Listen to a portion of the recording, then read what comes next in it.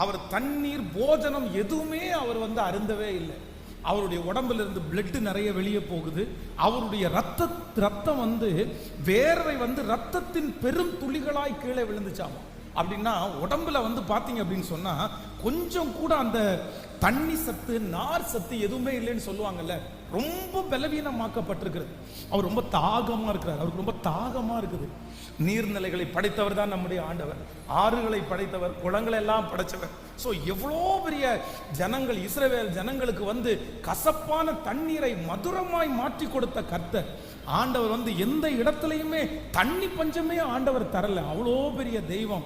இப்போ வேதம் சொல்கிறது என்னவா இருக்கிறேன் அப்படின்னு சொன்னா, தாகமா இருக்கிறேன். இந்த வார்த்தை உங்களுக்கு தெரியும்னு நினைக்கிறேன். அந்த வேதனையின் மத்தியில அவர் தாகமா இருந்தது வெறும் காடிக்காக அல்ல, வெறும் தண்ணீருக்காக அல்ல, தன்னுடைய போஜனத்திற்காக அல்ல. நான் நம்புறேன் முழு உலகத்தையும் பார்த்து, கோடிக்கணக்கான ஜனங்களை பார்த்து ரட்சிப்புக்காகத்தான் என் தேவன் தாகமா இருக்கிறேன் என்கிற வார்த்தையை கர்த்தர் சொன்னார். நான் நம்புறேன் அந்த தாகம் இன்றைக்கு உங்களுக்குள்ள பற்றி பிடிக்கட்டும்.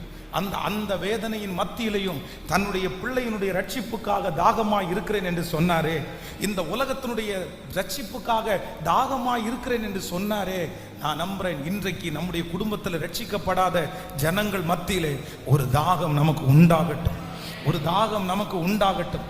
அவர்களை பார்க்கும்போது